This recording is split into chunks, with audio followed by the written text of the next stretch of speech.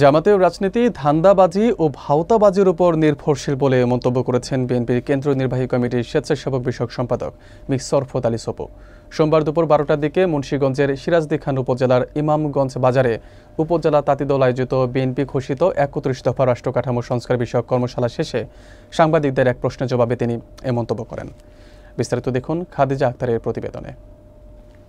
মীর শরফত আলী সপু বলেন, শহীদ রাষ্ট্রপতি জিয়াউর রহমান জামাতকে রাজনীতি করার সুযোগ করে দিয়েছিলেন এবং দেশনেত্রী বেগম খালেদা জিয়া তাদের দুজনকে মন্ত্রিসভায় বসিয়েছিলেন। অথচ আজ তারা তা অস্বীকার করছে এবং আমাদের ভারপ্রাপ্ত চেয়ারম্যান তারেক রহমানকে নিয়ে কটু মন্তব্য করছে। তাদের কাজই হলো ভাওতাবাজি। সিরাজদি খান উপজেলা তাঁতি দলের আহ্বায়ক শাহ আলম হাওলাদারের সভাপতিত্ব ও তাঁতি দলের সদস্য সচিব মোহাম্মদ সজিব হোসেনের সঞ্চালনায় অতিথি হিসেবে উপস্থিত ছিলেন মুন্সিগঞ্জ জেলা তাঁতি দলের সভাপতি আশরাফ হোসেন বাবু ও জেলা তাঁতি দলের সাধারণ সম্পাদক মোহাম্মদ আশরাফ উদ্দিন গাজী।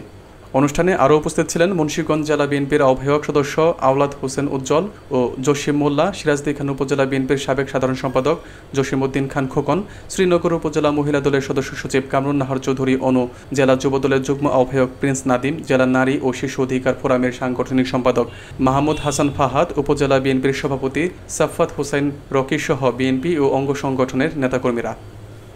আজকে জামাতের রাজনীতি হলো ধান্দাবাজি আর ভাওতাবাজি।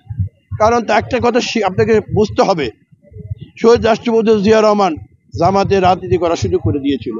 আজকে যারা তাকে যারা অস্বীকার করে তারা তো পূর্ব পর্যায়ে থাকতে পারে। আপনি বোঝেন, আমাদের নেত্রী বেগম খালেদা জিয়া তাদের দুইজনকে মন্ত্রী বানিয়েছিল, তাদেরকে জাতীয় সংসদে পাঠিয়েছিল, তাকেও অস্বীকার করে। আজকে ভারপ্রাপ্ত চেয়ারম্যানের সঙ্গে তারা কথা বলে, তাদের কাজই হলো ভাওতাবাজি। সেই জন্য সময় উপযোগী আমি নাহিদুল ইসলামকে ধন্যবাদ জানাই। সে সময় উপযোগী একটি কথা বলেছে যে জামাতের রাজনীতিরা মুখোশটা উন্মোচন করে দিয়েছে, যেটা এই দেশের মানুষ জানতো না। এই ইয়াং জেনারেশন, আমি তাকে ধন্যবাদ জানাই, অসংখ্য ধন্যবাদ জানাই। তাদের সাথে আমাদের সন্তানরা ছিল আন্দোলন সংগ্রামে, আমার সহযোগী ছিল, ধন্যবাদ জানাই। সে যে জামাত সম্পর্কে যে কথাটা বলেছে ভাওতাবাজি, কিন্তু তারা চেষ্টা করেছিল যে এনসিপিকে দিয়ে ওই আপনারা দেখেছেন কি বলে জাতীয় সংসদে যারা ছিল তাদেরকে ঢুকিয়ে দিয়েছে এবং সে বহিরাগত ছেলেরা ছিল, একটা অশান্তি সৃষ্টি করে 2-3 ঘন্টার তাণ্ডবলীলা চালিয়েছিল, যাতে করে আইন শৃঙ্খলার অবনতি দেখিয়ে ডক্টর ইউনূস যাতে না আসতে পারে, যাতে জুলাই সনদ না হতে পারে।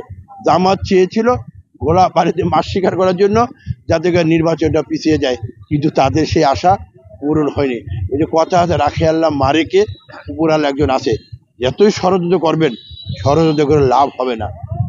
আগামী ফেব্রুয়ারিতেই নির্বাচন হবে, এখন সেটা স্পষ্ট এবং সেটা মেঘ কেটে গিয়েছে। গত শুক্রবার জুলাই সনদ স্বাক্ষরের মাধ্যমে, এখন জুলাই সনদে গতকালকে গণফোরাম করেছে, সবাই করবে, সবাই করতে বাধ্য। কারণ এই জুলাই সনদ সই না করলে জাতির কাছে তারাই কলম দায়বদ্ধ থাকবে।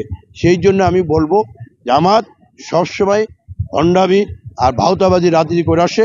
তাদেরকে আমি অনুরোধ করব, নেতৃবৃন্দ তারা এখান থেকে আপনি চলে আসুন, এসে মানুষের কথা বলুন, ভালো ভালো লোককে নমিনেশন অথবা যারা দেয় ভালো লোক সুপারিশ করুন, ভালো লোক সংসদে নিয়ে আসুন, দেশটাকে ভালোবাসুন, দেশটাকে সামনে নিয়ে আসি, এই চিন্তা করুন। দেশের মানুষ খুব কষ্টে আছে, মানুষের ব্যবসা বাণিজ্য নাই, ব্যাংকের টাকা নাই, খুব অসুবিধার মধ্যে। বাম দিকে আমাদের চেয়ারম্যান আছে, সেও ব্যবসায়ী, অনেক মানুষ আমাদের বিক্রম মুন্সিগঞ্জের ব্যবসায়ী এলাকা, খুব কষ্টে আছে রে ভাই। এখান থেকে আমাদের উত্তরণ করতে হলে একটাই আমাদের পথ, সেটা হলো জাতীয় নির্বাচন।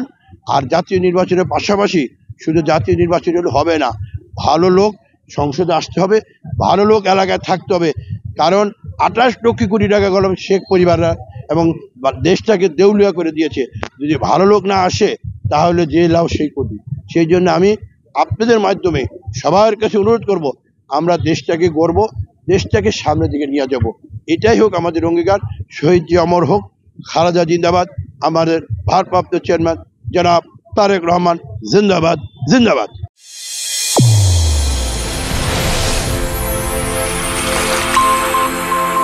চ্যানেল A1 হৃদয়ের স্পন্দন।